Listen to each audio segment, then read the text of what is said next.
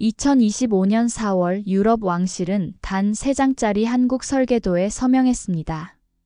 사막 한가운데 맑고 깨끗한 강물이 흐르기 시작하던 그 순간 전 세계 언론이 모두 충격에 빠졌습니다. 어떻게 이런 일이 가능했던 걸까요?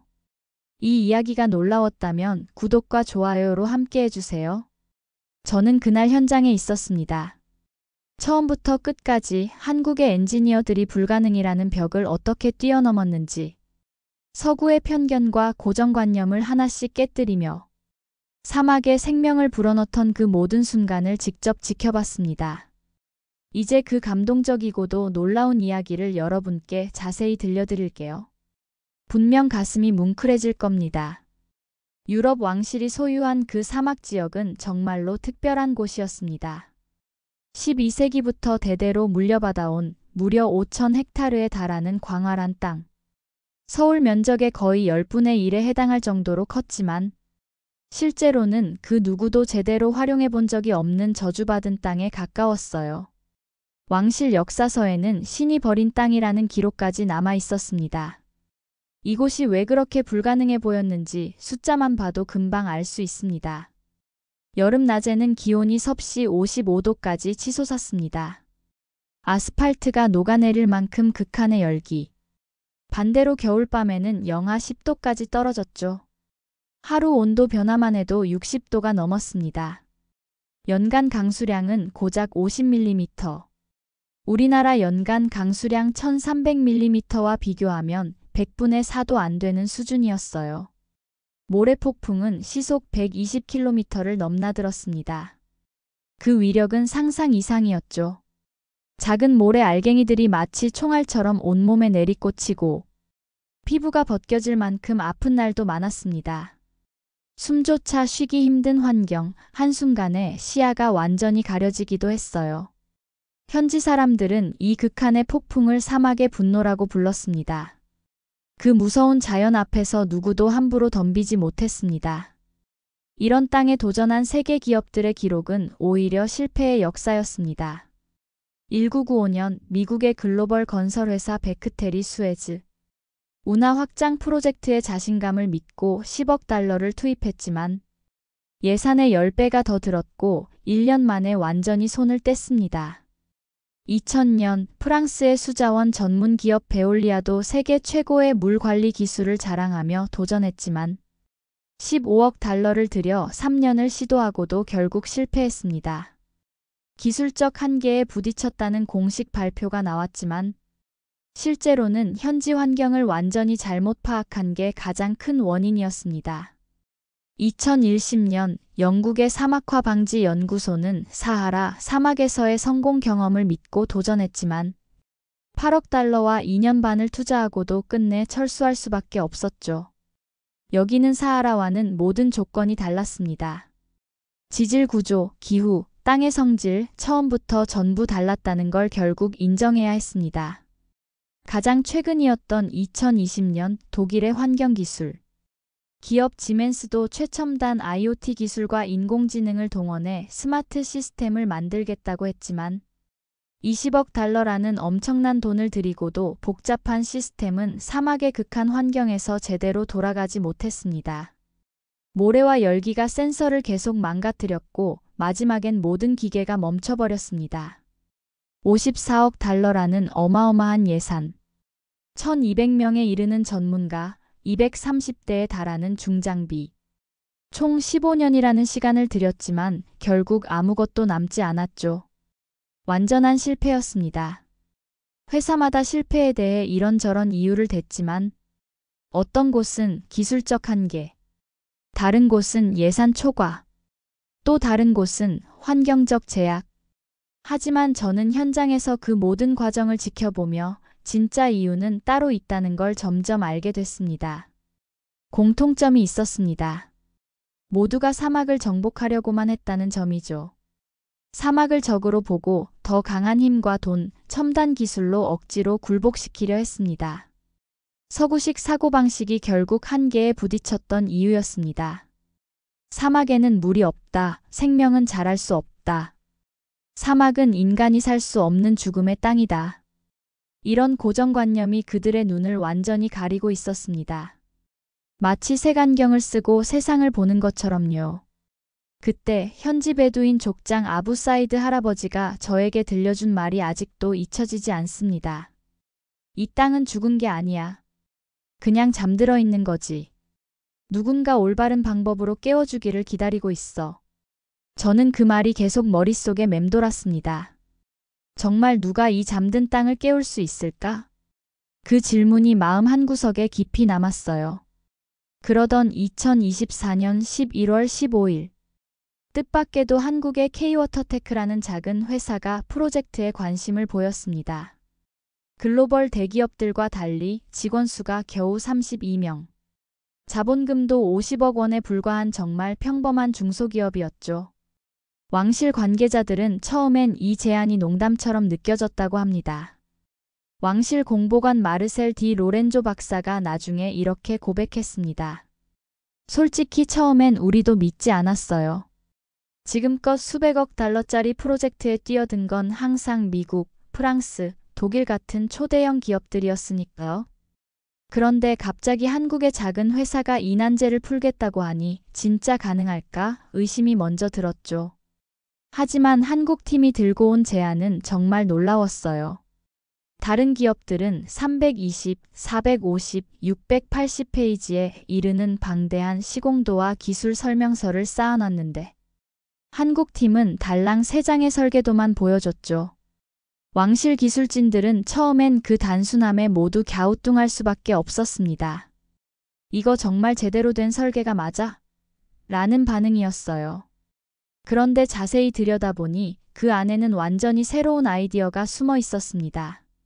첫 번째 장에는 지하 수맥을 찾는 아주 독특한 접근법이 그려져 있었습니다. 전통적인 수직 시추 대신 나무 뿌리처럼 퍼져나가는 사선 방식. 이런 접근은 기존의 어떤 기술서에도 없던 것이었죠. 두 번째 장에서는 물을 지상으로 끌어올리는 방식이 완전히 달랐습니다. 전력 소모가 큰 펌프 대신 자연의 힘, 즉 중력과 대기압, 온도차만을 이용한 순환 시스템. 실제로 설계상 전력 소비량이 기존의 10분의 1밖에 안 되는 혁신적인 방법이었어요. 세 번째 장에는 정화와 배분 시스템이 친환경적으로 설계되어 있었습니다. 화학 약품을 전혀 사용하지 않고 자연 여과 시스템만으로 맑은 물을 만들어 사막의 생태계를 해치지 않으면서도 효율적으로 공급하는 방식. 완전히 제로에 가까운 친환경 설계라서 모두 놀랐죠. 예산 제한도 충격적이었습니다. 미국 베크텔이 10억 달러, 프랑스 베올리아가 15억 달러, 독일 지멘스는 20억 달러를 불렀는데 한국 팀은 고작 5천만 달러만 있으면 된다고 했어요. 다른 기업들의 40분의 1밖에 안 되는 금액이었습니다. 왕실의 수석기술 고문 프란체스코 로시 박사는 이탈리아 출신으로 평생 수자원 개발에 매진해온 세계적인 전문가였는데 솔직히 처음엔 농담인 줄 알았어요. 3장짜리 설계도에 비용도 너무 저렴해서 말도 안 된다고 생각했죠. 그런데 밤새 그 도면을 분석해보고는 정말 소름이 돋았어요. 우리가 50년 동안 답을 못 찾았던 그 해답이 그 안에 다 들어 있었습니다. 정말 천재적인 발상이었어요. 라고 고백했습니다. 이 팀을 이끄는 김정호 대표. 올해 45, 서울대학교 토목공학과를 졸업하고 카이스트에서 박사학위까지 받은 인재였지만 대기업 대신 의미 있는 기술을 만들고 싶다는 생각으로 직접 회사를 창업했죠. 그가 집중한 건 지하 300m 아래에 숨어있는 고대의 수맥. 수천 년 전 빙하시대부터 있었던 귀중한 지하수였습니다. 아무도 그 깊은 안반층을 뚫지 못했지만 김 대표는 스스로 개발한 독자적인 방법으로 그 물길을 찾아낼 수 있다는 확신을 가지고 있었습니다. 현지 전문가들도 의구심과 동시에 호기심을 보였습니다. 지질학자 마르코 안토니 박사가 이렇게 말했습니다. 이렇게 적은 비용에 이렇게 간단한 방법으로 우리가 50년 동안 실패했던 걸 정말 성공할 수 있을까? 하지만 만약 이게 정말 된다면 진짜 혁명이 일어나는 거라는 기대도 함께 생겼습니다. 한국 엔지니어들은 달랐습니다. 다른 업체 직원들이 늘 긴장하고 불안해하던 것과 달리 한국팀은 조용하고 자신감에 찬 눈빛으로 우리는 우리가 옳다고 믿는 방식을 끝까지 밀고 나간다는 태도를 보여줬어요. 그 모습에 결국 왕실도 결정을 내립니다. 한번 믿어보자. 한국의 혁신, 그리고 한국의 정신을. 계약 체결 당일 왕실 대표 리카르도 공작이 이렇게 말했습니다. 우리는 한국의 혁신을 믿습니다. 그리고 이것이 왕실 역사, 아니 인류 역사 전체의 전환점이 되길 진심으로 바랍니다. 정말 역사적인 순간이었죠. 본격적인 공사가 시작된 건 2025년 1월 열흘이었습니다. 한겨울의 사막, 새벽 기온이 영하 8도까지 떨어지는 혹독한 추위. 한국 엔지니어들은 묵묵히 작업을 시작했습니다. 현지 인부들도 이 추위에 정말 일을 시작하는 건가? 하고 의아해했죠. 한국 팀이 가져온 장비들은 정말 특이했습니다. 다른 회사들은 거대한 시추기, 중장비, 첨단 로봇까지 동원했는데 한국 팀의 장비는 상대적으로 작고 정교했습니다. 마치 정밀수술 도구 같았죠. 현지 관계자들은 저런 작은 장비로 정말 가능한가? 하고 의심했습니다.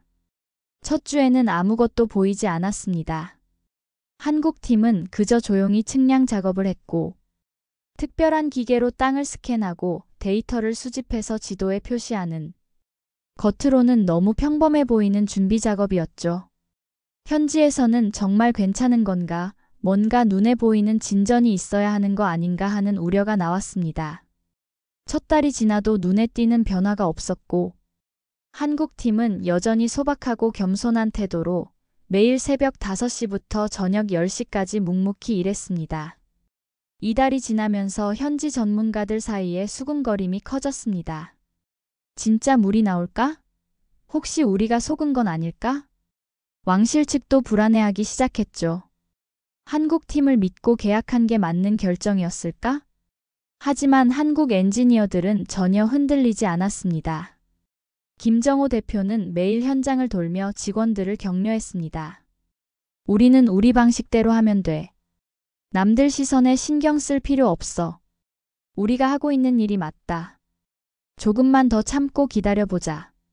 이렇게 묵직한 리더십이 현장을 지켰습니다. 3월 초가 되면서 분위기가 달라졌습니다. 한국 팀의 작업 패턴이 바뀌었죠. 낮에는 공사를 하고 밤에는 특별한 장비로 지하를 탐사했습니다. 마치 지하에서 뭔가를 찾아내려는 듯한 집중이었습니다. 3월 중순 드디어 변화의 조짐이 보였습니다. 땅속 깊은 곳에서 희미하게 물소리가 올라왔고 처음엔 바람소리인 줄 알았지만 점점 더 또렷해졌습니다. 마치 지하에서 강물이 흐르는 듯한 신비로운 소리였습니다.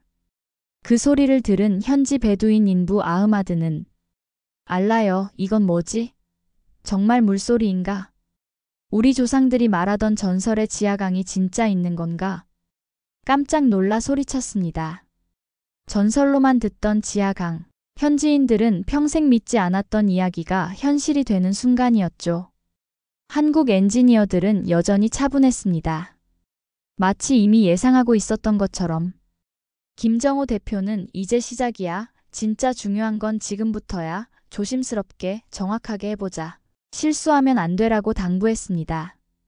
3월 말 드디어 첫 번째 시추공에서 변화가 시작됐습니다. 땅속에서 축축한 공기가 올라오고 며칠 후에는 진짜 물방울이 보이기 시작했습니다. 현지 지질학자들이 모두 모여들었습니다. 정말 물이야. 진짜 물이 나오고 있어. 믿을 수 없어. 기쁨과 놀라움이 동시에 터져나왔죠. 4월 첫째 주 역사적인 순간이 다가왔습니다. 4월 3일 새벽 6시 첫 번째 파이프에서 드디어 물이 솟구쳤습니다. 처음에는 한 방울, 두 방울. 그러다 갑자기 콸콸 쏟아지기 시작했습니다. 지하에서 분수가 터진 듯 맑고 깨끗한 물줄기가 사막 한가운데로 흘러내렸습니다. 현장에 있던 모든 사람이 얼어붙었습니다. 50년 동안 메마른 사막이 갑자기 맑은 물로 가득 찬 거죠. 햇빛에 반짝이는 그 물줄기는 누구에게나 꿈처럼 보였습니다. 현지 지질학자 마르코 안토니 박사가 물을 떠서 맛을 보며 외쳤습니다. 믿을 수 없어. 정말 믿을 수 없다고. 이 물의 순도를 봐. 미네랄 성분도 완벽하고 pH 수치도 이상적이야. 이렇게 깨끗한 물이 사막에서 나오다니 정말 놀라워. 놀라운 수치도 계속 나왔습니다. 시간당 1200리터가 넘게 쏟아져 나왔고 초기 예상치는 시간당 600리터. 거의 2배가 되는 양이었습니다. 물의 온도도 늘 일정해서 사막의 극한 기후와 상관없이 항상 섭씨 18도를 유지했습니다. 전력 소비량은 기존 시스템의 10분의 1밖에 안 됐습니다. 현지 인부들이 그 물을 보고 울기 시작했습니다. 베두인 족장 아부사이드 할아버지는 무릎을 꿇고 기도를 드렸죠. 알라께서 우리에게 내려주신 선물이다. 정말 기적이야. 한국 사람들을 통해 주신 축복이야. 그 모습을 보니 저도 가슴이 뭉클해졌습니다. 사흘 후인 4월 6일 두 번째 파이프에서도 물이 나오기 시작했습니다.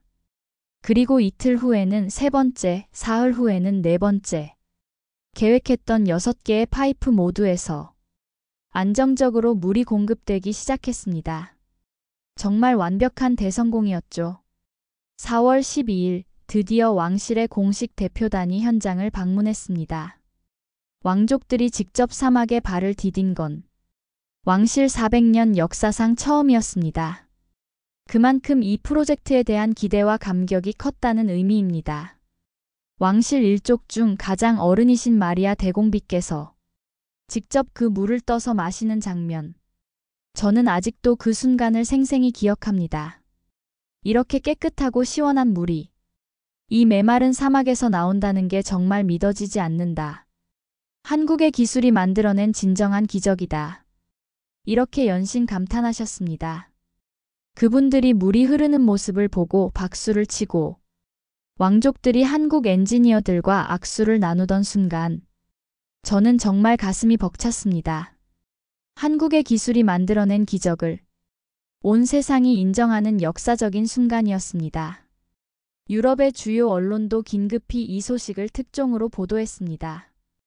영국의 가디언지는 한국 설계도가 사막에서 기적을 만들어냈다.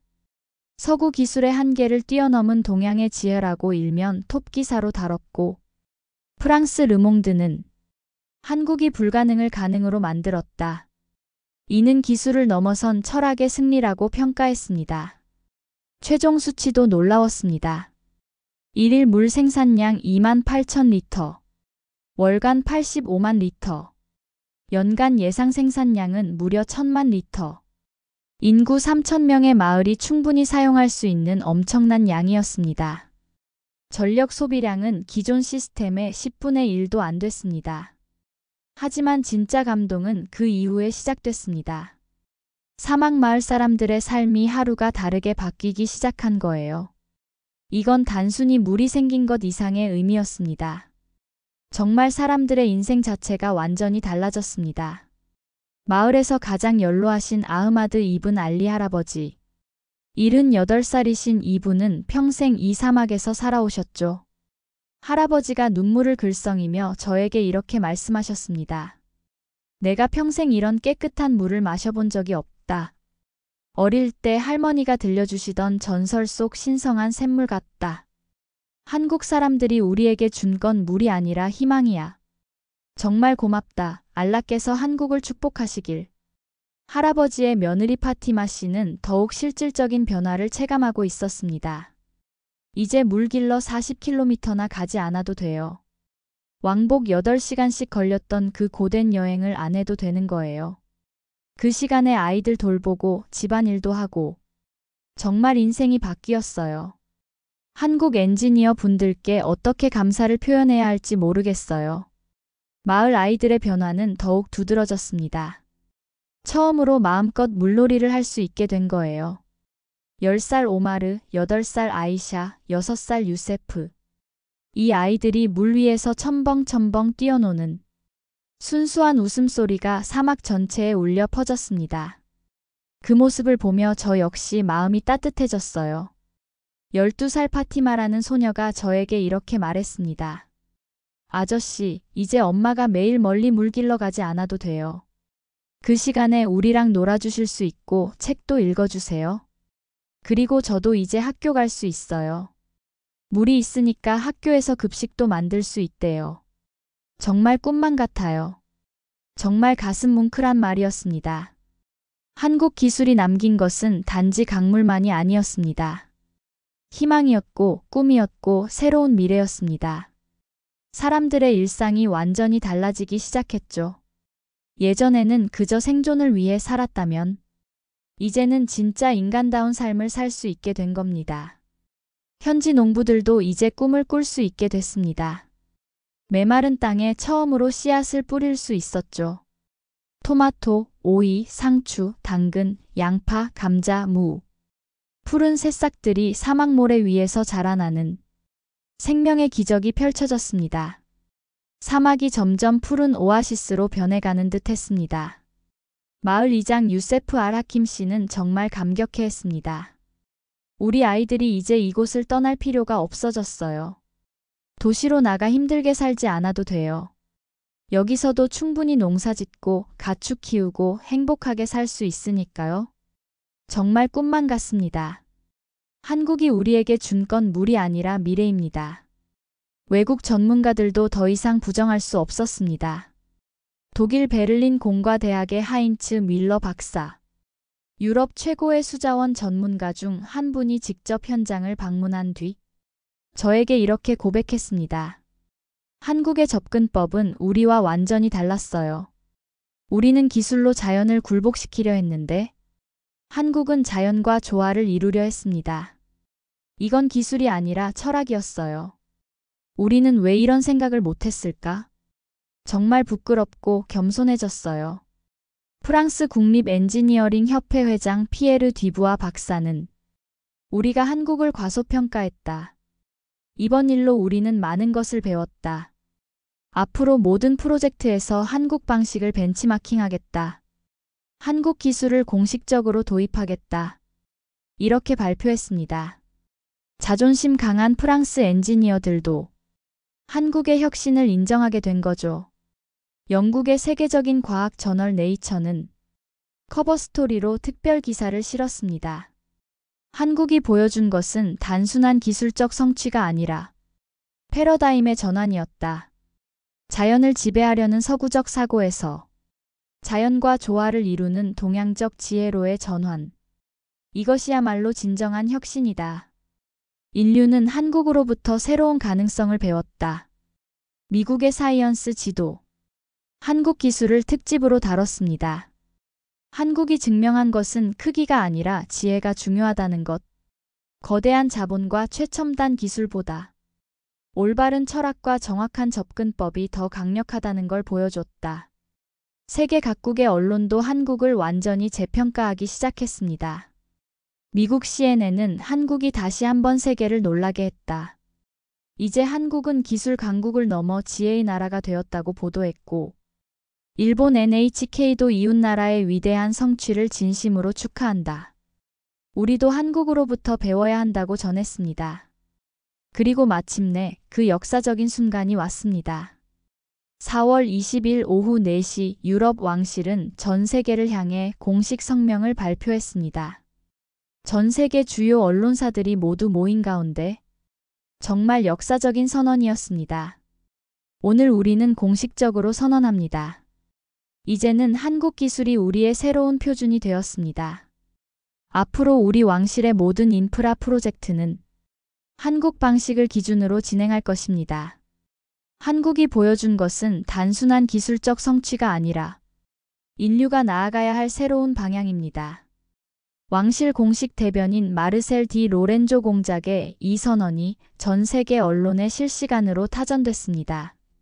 CNN, BBC, 로이터, AP, 프랑스 AFP, 독일 DPA 모든 주요 매체가 이 소식을 긴급 속보로 톱뉴스로 다뤘습니다. 한국의 기술력이 전 세계적으로 공식 인정받는 역사적인 순간이었습니다.